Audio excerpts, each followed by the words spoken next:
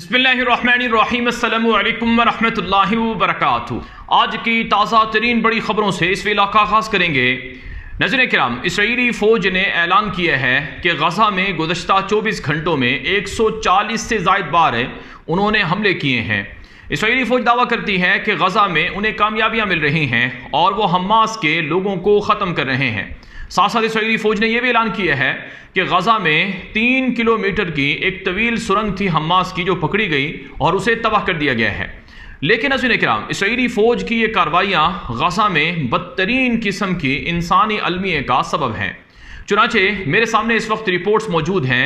Associated press AP news agency की report है और राइटर्स न्यूज़ एजेंसी की रिपोर्ट है, BBC की रिपोर्ट्स हैं। इनमें बताया गया है कि रोज़ाना गज़ा के अंदर इसराइल के हमलों में बड़ी तादाद में आम शहरी मारे जा रहे हैं, आम शहरियों को टारगेट किया जा रहा है। चुनांचे नाज़रीन किराम, पिछले 48 घंटों में इसराइल के गज़ा पर जो हमले हुए हैं उनमें तकरीबन 200 के लगभग लोग अपनी जानों से हाथ धो बैठे हैं और जो लोग ज़ख्मी हुए हैं उनकी तादाद सैकड़ों में है। यानी गज़ा में जो इंसानी हुकूक पामाल हो रहे हैं और जो बदतरीन किस्म की नस्ल कुशी है, इस पर आलमी इदारे भी रिपोर्ट कर रहे हैं। वो अलग बात है कि इसराइल इन इल्ज़ामात को महज इल्ज़ामात कहता है, यानी ये जो खबरें आती हैं, ये जो हक़ाइक़ आते हैं, इसको इसराइल इल्ज़ामात कहता है और इन्हें नहीं मानता है। लेकिन नाज़रीन किराम, हकीकत ये है कि गज़ा के अंदर लोग वहाँ रोज़ाना किसी न किसी अंदाज में निशाना बन रहे हैं। मौत का राज है गज़ा के अंदर और गज़ा के हवाले से पूरी दुनिया खामोश है। यानी मैं बात कर रहा हूँ अक़वाम मुत्तहिदा की, सलामती कौंसिल की, यूरोपीय ममालिक की और जो नाम निहाद इंसानी हुकूक की ऑर्गेनाइजेशंस थी उनकी बात कर रहा हूँ, जो महज बयानात देते हैं, अमलन गज़ा के अंदर कुछ नहीं कर पा रहे हैं। और जो आलम इस्लाम के नाम निहाद हुक्मरान हैं वो भी खामोश हैं और तमाशाई बने हुए हैं, यानी वो कुछ नहीं कर पा रहे हैं। अब जो मैं आपके सामने खबरें रखने लगा हूं, आप इन खबरों को देखकर खुद अंदाजा लगा लें कि गज़ा में इस वक्त क्या चल रहा है। नाज़रीन किराम, 130 से ज़ायद जो आलमी चैरिटी इदारे हैं, यानी जो लोगों में इमदाद तकसीम करने वाले 130 से ज़ायद जो आलमी इदारे हैं, उन्होंने कहा है कि अमेरिका और इसराइल ने जो गज़ा में इमदाद तकसीम करने के जो सेंटर्स बनाए हैं वहाँ पर मौत के सिवा कुछ नहीं है।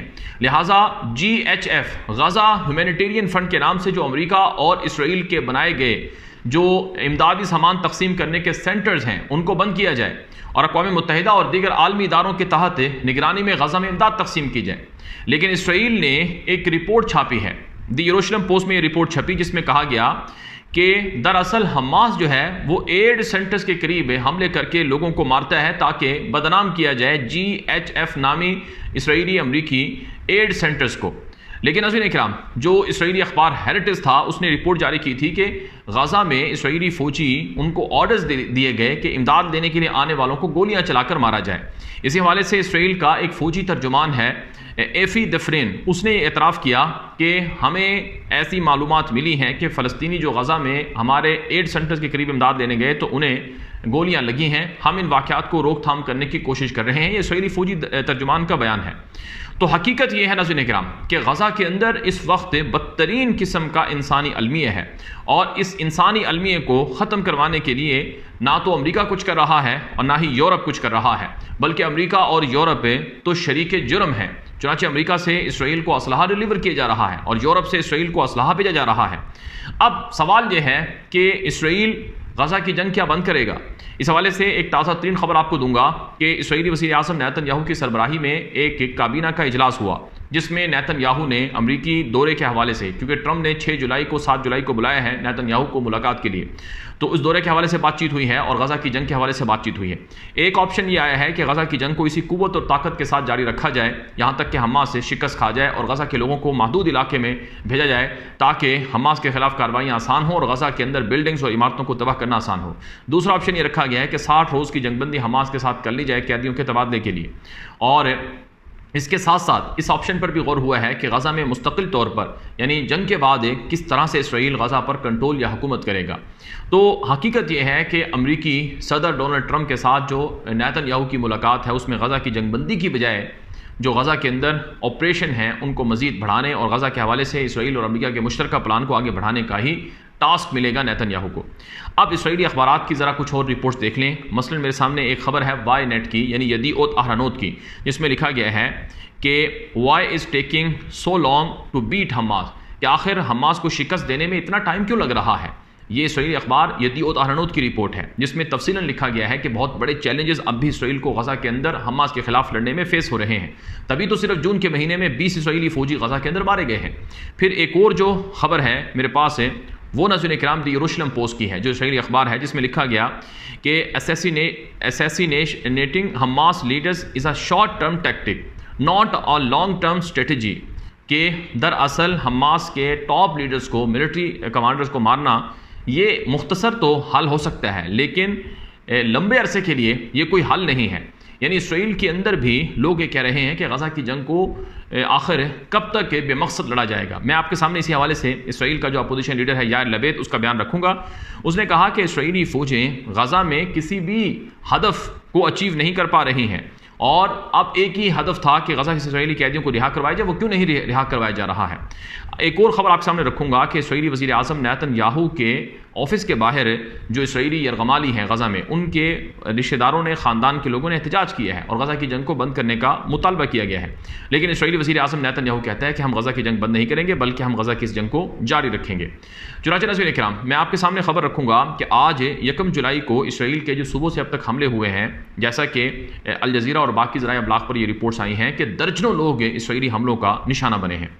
बहरहाल मज़ीद जो इस वक्त इसराइल के अंदर से खबरें मौसूल हो रही हैं कि अंदरूनी तौर पर इसराइल में शदीद लड़ाई चल रही है। मसलन इसराइल की जो अदालत है उसमें इसराइली वज़ीर आज़म के इस इख्तियार पर बहस हुई है। अदालत में केस चला कि इसराइल की खुफिया एजेंसी शैन बेट है, उसका नया चीफ क्या नेतन्याहू मुकर्रर कर सकता है, जबकि वो खुद अंडर ट्रायल है। तो इस हवाले से काफ़ी हंगामा हुआ इसराइली अदालतों में। नेतन्याहू के हामियों ने शोर शराबा किया और इसराइल के अंदर अदालतों को नेतन्याहू ने यरगमाल बना लिया है, या अपोजिशन की जमातों के लोग कह रहे हैं। और इसराइली वज़ीर आज़म नेतन्याहू वहाँ पर डिक्टेटरशिप कायम कर चुका है, ये इसराइल के सियासतदान कह रहे हैं। फिर नाज़रीन इकराम, इसराइली वज़ीर आज़म पर करप्शन और बदउनवानी के इल्ज़ामात हैं, जिस पर नेतन्याहू का ट्रायल भी अदालतों में चल रहा है। लेकिन अमेरिकी सदर ट्रंप नेतन्याहू को बचाने के लिए मैदान में कूदा हुआ है कि नेतन्याहू को माफ़ कर दो, वो जंगी हीरो है। और इसहाक हरज़ोग जो इसराइली सदर है, उसने भी नेतन्याहू को माफ़ी दिलवाने अदालतों से इसके लिए कोशिश शुरू कर दी है। और ये इसलिए कहा जा रहा है कि क्योंकि नेतन्याहू को अगर सज़ा दी गई, अदालतों में बुलाया गया, तो फिर इसराइल के बहुत बड़े बड़े जो काम हैं वो मुतासर होंगे। तो इसराइल के अंदर अमेरिका की मुकम्मल जो हाकमियत है वो देखने को मिली है, जिस पर इसराइली सियासतदान कह रहे हैं कि ये तो बनाना रिपब्लिक बन गया है, इसराइल तो खुद मुख्तार मुल्क है। हकीकत यह है कि इसराइल अगर खुद मुख्तार होता तो वो अमेरिका से डिक्टेशन ना लेता। इसके अलावा नाज़रीन इकराम, जो आज की एक और बड़ी खबर है वो स्पेन से है। स्पेन के वज़ीर ख़ारिजा ने यह बात कही है कि 3 चीज़ें फ़ौरी तौर पर पूरी दुनिया को करवानी चाहिए। एक, गज़ा के अंदर मुस्तकिल जंग को बंद करवाया जाए। दूसरा, गज़ा में इमदादी सामान दाखिल करवाया जाए। तीसरा, गज़ा की और फ़लस्तीन की रियासत बनाकर दी जाए। इसके अलावा नाज़रीन इकराम, एक और बड़ी खबर यह है कि अमरीका में, बरतानिया में जो मशहूर सिंगर था जिसने गज़ा और फ़लस्तीन की हिमायत में ये ऐलान किया था कि मुर्दाबाद इसराइली फ़ौज, ये बरतानिया के अंदर एक फेस्टिवल हुआ था, म्यूज़िक फेस्टिवल, उसके अंदर ये नारे लगे थे। उसके बाद अमरीकी महकमा ख़ारिजा ने उस बरतानवी जो सिंगर था, बॉब उसका नाम था, उसका जो वीज़ा था वो कैंसिल कर दिया है। और इसके साथ साथ बरतानिया के अंदर पुलिस के ज़रिए से इन्वेस्टिगेशन शुरू हो गई। यानी अगर कोई शख्स इसराइली फ़ौज के ख़िलाफ़ नारा लगाएगा तो उसे एंटीसेमेटिक करार देकर उसको ज़िम्मेदार करार दिया जाएगा। इसके अलावा नाज़रीन इकराम, आज की एक और बड़ी खबर है, ये इसराइल की बिन गोरियन यूनिवर्सिटी के हवाले से है। तल अवीव में एक यूनिवर्सिटी थी बिन गोरियन, उसके प्रोफेसर ने, उसके सरबराह ने ये बात कही है कि ईरान का जो हमला हुआ है तल अवीव में, बिन गोरियन जो यूनिवर्सिटी है वो बड़ी मुतासर हुई है। और इस यूनिवर्सिटी में अगले साल डॉक्टर्स को तैयार करने के लिए ना तो हमारे पास जगह है, ना ही लेबॉर्ट्रीज हमारे पास बची हैं। और 300 मिलियन शेकल का बहुत बड़ा नुकसान हुआ है और बरसों की रिसर्च भी ज़ाया हो गई है। एक और बड़ी खबर है, ये शाम से मुताल्लिक है नाज़रीन इकराम। शाम में इसराइल के हमले किसी न किसी अंदाज में देखने को मिले हैं। एक इंकिशाफ हुआ है कि 24 जून को एक हमला हुआ था दमिश्क के अंदर, जिसमें शामी इंटेलिजेंस चीफ को निशाना बनाया गया। जनरल हुसैन अस्सलामा, जनरल हुसैन अस्सलामा इसका नाम बताया जा रहा है। ये शामी सदर का करीबी शख्स था और ये शाम के इंटेलिजेंस चीफ था जो इसराइल के ड्रोन अटैक के अंदर शाम के अंदर दमिश्क में निशाना बना है।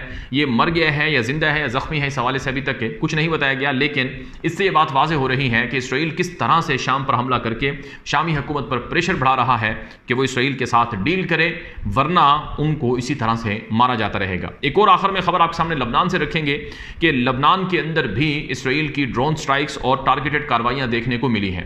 फिर नाज़रीन इकराम, यमन के खिलाफ इसराइल ने एक बहुत बड़ी कार्रवाई का ऐलान किया है कि हम यमनी हूसियों के खिलाफ एक फैसला कुन जंग लड़ने जा रहे हैं। इसके अलावा यमन में जो हुदैदा पोर्ट पर इसराइल ने बमबारी की थी, उस पोर्ट ने मुकम्मल तौर पर वो फंक्शनल हो गई है, ये भी खबरें सामने आई है।